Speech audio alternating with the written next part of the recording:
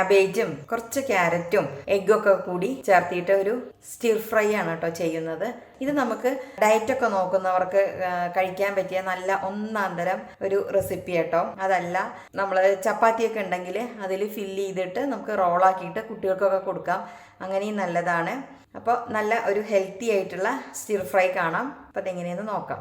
ഇതിലേക്ക് നമ്മൾ ചെറിയൊരു കഷ്ണം ക്യാബേജ് എടുത്തിട്ടുണ്ട്, അതുപോലെ വളരെ ചെറിയ ക്യാരറ്റ് ആട്ടോ, അതൊരു 3 എടുത്തിട്ടുണ്ട്. നല്ല വലുതൊക്കെ ആണെങ്കിൽ ഒരെണ്ണം എടുത്താൽ മതിയാവും. ഞാൻ ഇപ്പോൾ വളരെ ചെറുതെടുത്തിരിക്കുന്നത്. പിന്നെ കുറച്ച് സ്പ്രിംഗ് ഓണിയൻ, 2 കോഴിമുട്ട. അപ്പോൾ നമുക്ക് ആദ്യം ഈ വെജിറ്റബിൾസൊക്കെ ഒന്ന് നീളത്തിൽ കട്ട് ചെയ്തെടുക്കാം.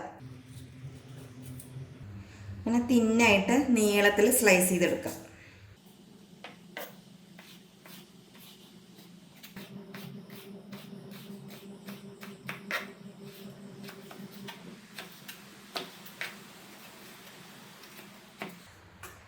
ഇത് ഞാൻ കഴുകി എടുത്തിട്ടാട്ടോ ക്യാരറ്റ് അരിഞ്ഞെടുത്തിരിക്കുന്നത്. ഇതൊരു പാത്രത്തിലോട്ട് മാറ്റാം.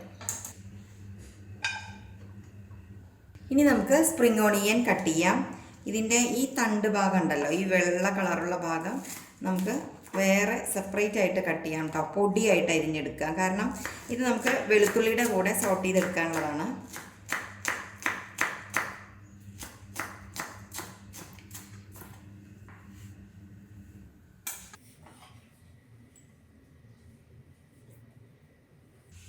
ഇനി ഈ ഗ്രീൻ കളറുള്ള ഭാഗം നമുക്ക് കുറച്ച് നീളത്തിൽ കട്ട് ചെയ്യാം.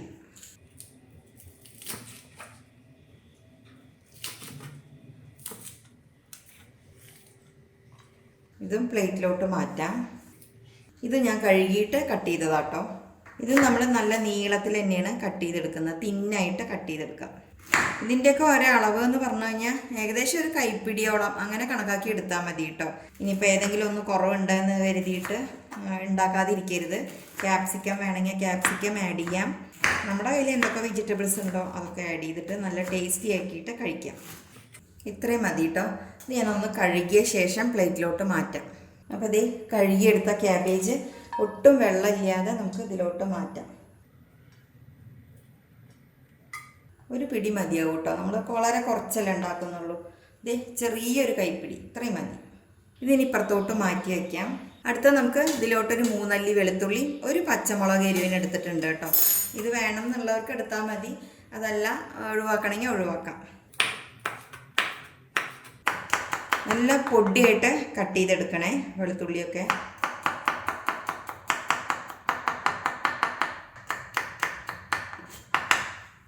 ഇത് നമുക്ക് ഈ പാത്രത്തിലോട്ട് മാറ്റാം. അപ്പോൾ നമ്മുടെ വെജിറ്റബിൾസ് ഒക്കെ റെഡിയായി കഴിഞ്ഞു കേട്ടോ. ഇനി നമുക്ക് 2 മുട്ട ഉണ്ടല്ലോ, അതൊന്ന് ഉപ്പിട്ട് ഇളക്കിയെടുക്കാം. 2 മുട്ട പൊട്ടിച്ചൊഴിക്കാം.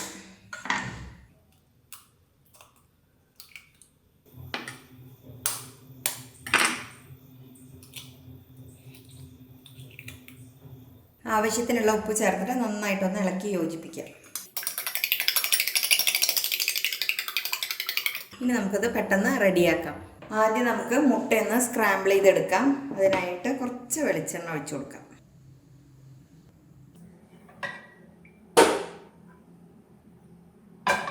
എണ്ണ നന്നായിട്ട് ചൂടായി കഴിയുമ്പോൾ നമുക്ക് ഈ കോഴിമുട്ട അതിലോട്ട് ഒഴിച്ചു കൊടുക്കാം.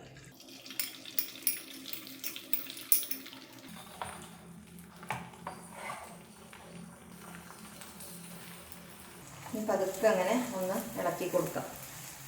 കുറച്ച് പീസസ് ഒക്കെ വേണം കേട്ടോ, അപ്പോൾ ആ രീതിയിൽ ഇളക്കി കൊടുത്താൽ മതി. ഇത്രയും മതി. ഇത് നമുക്കൊരു പ്ലേറ്റിലോട്ട് മാറ്റാം.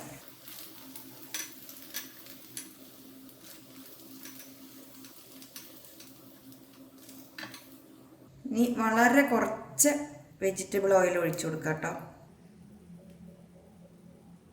ഇതിലോട്ട് നമുക്ക് ആദ്യം വെളുത്തുള്ളിയും പച്ചമുളകും സ്പ്രിംഗ് ഓണിയനും ചേർത്ത് കൊടുക്കാം. ഈ സ്പ്രിംഗ് ഓണിയൻ്റെ മൂത്ത തണ്ടാട്ടോ അത്, അടിഭാഗം ആ വെളുത്ത കളറുള്ളത്.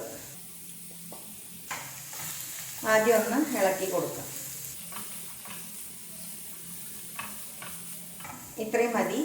ഒന്ന് മൂത്ത് കഴിയുമ്പോൾ നമുക്ക് ആദ്യം ക്യാരറ്റ് ചേർക്കാം.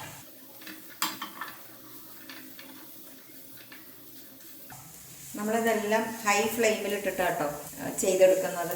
ഇതിൻ്റെ ആ ക്രഞ്ചിനെസ് പോവരുത് വെജിറ്റബിൾസിൻ്റെ, അപ്പോഴാണത് കഴിക്കാനായിട്ട് ടേസ്റ്റ് ഉണ്ടാവുള്ളൂ.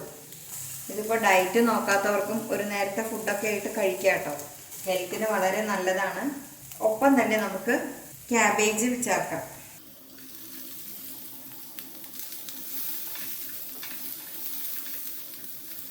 ഒന്നങ്ങ് വാടി കഴിയുമ്പോൾ നമുക്ക് കുറച്ച് സോയാ സോസ് ഒഴിച്ചു കൊടുക്കാം.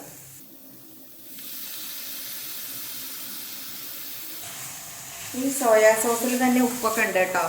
അപ്പോൾ അത് ചേർക്കുമ്പോൾ നമ്മൾ ഉപ്പൊന്നും ആദ്യം ഇട്ടേക്കരുത്. നമ്മൾ ഏകദേശം 1.5 ടീസ്പൂണോളാണ് സോയാ സോസ് എടുത്തിരിക്കുന്നത്. ഇതിൻ്റെ കൂട്ടത്തിൽ ഓയിസ്റ്റർ സോസ് ഉണ്ടെങ്കിൽ അത് ചേർക്കാം. അപ്പം എൻ്റെ കയ്യിൽ അത് ഇല്ലാത്ത കാരണം ഞാനത് ചേർക്കണില്ല. അതാണെങ്കിൽ രണ്ടും ഓരോ ടീസ്പൂൺ വീതം ചേർത്താൽ മതി. ഉപ്പൊക്കെ പാകാട്ടോ, ഞാൻ ടേസ്റ്റ് ചെയ്ത് നോക്കി. ഇനി ഇതിലേക്ക് ഒരു പിഞ്ച്, അതൊന്നും ഒട്ടും കൂടിയേക്കരുത് കേട്ടോ, പഞ്ചസാര ചേർക്കാം. അതൊട്ടും നിർബന്ധമുള്ള കാര്യമല്ല. ഇതെല്ലാം പെട്ടെന്ന് ചെയ്ത് തീർക്കണം കേട്ടോ, ഹൈ ഫ്ലെയിമിലിട്ടിട്ട്. അപ്പോഴാണ് ഇത് കഴിക്കാൻ ടേസ്റ്റ് കാണുള്ളൂ. ഇനി ഇതിൻ്റെ കൂട്ടത്തിൽ ബ്രക്കോളി ഉണ്ടെങ്കിൽ അത് ചേർക്കാം. ബ്രക്കോളിയൊക്കെ ഒന്ന് ആവിയിൽ വേവിച്ചെടുത്തിട്ട് ചേർക്കാം. ഇത്രയേ ഉള്ളൂ. ഇനി നമുക്കിതിൽ സ്ക്രാമ്പിൾ ചെയ്ത മുട്ട ഇട്ട് കൊടുക്കാം. ഒപ്പം ഈ സ്പ്രിംഗ് ഓണിയൻ കൂടി ചേർക്കാം.